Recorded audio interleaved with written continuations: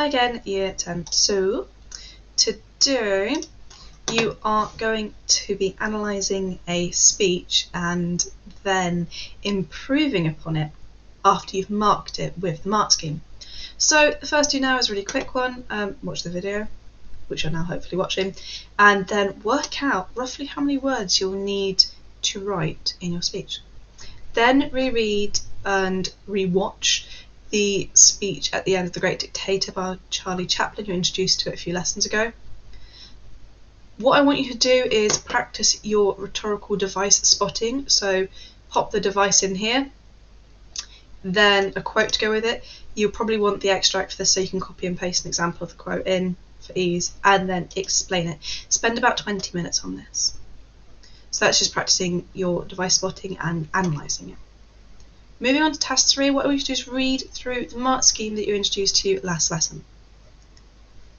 Then for task 4, I've done a sort of broken down, less complicatedly worded, more clear mark scheme here for you. It's based on the distinction level, so express challenging and sophisticated ideas. That will be talking about a topic which is socially relevant, has an impact on the future or the current climate of the world, or has an element of academia to it, just interesting on a scholarly level.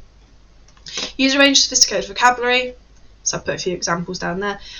Use a range of persuasive language devices. If you've done this task successfully, it will help you a lot. Because you've done some of the work there for yourself. Use a range of structural devices, so that could be anything from sentence structure to how the speech flows, and if it peaks in the middle, if it escalates throughout, that sort of thing there. Speaks fluently and engagingly, so this is a good one. Speech is great gesticulation and poise and release of emotion. It's a crescendo of emotion through how Chaplin starts the speech, quite sombre and almost melancholy, to reaching to invigorated and empowered and enraged. That's a great one to talk about. And meets the needs of the audience and persuades them. So that's a really broken down, more of a clear version of the mark scheme based on distinction. So what you need to do is evidence it here.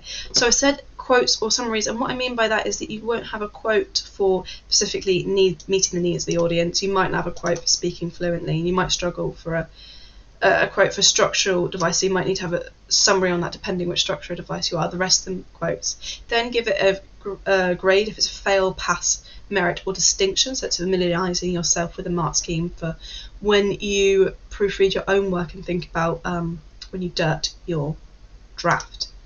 Here I want you to pick a paragraph long section of the speech and then copy and paste it here, so I've left a section there for you. I thought you could pick your own section because you might have a preferred section of the speech that you want to write about. Name all the devices used in this section, so you could use some of the work you did from earlier in the lesson that might help you, and then pick the 3 which it hasn't used. So here you've gone from giving it a grade and now you're going to improve it based on one of the major things in the mark scheme, which is devices. And then I'd rewrite and improve that paragraph.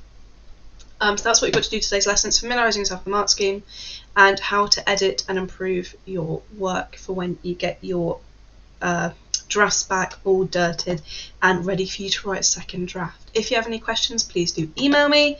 I will be checking your OneNote all lesson, but emailing is the quickest way for me to get to your OneNote directly, and if you're stuck on a specific question.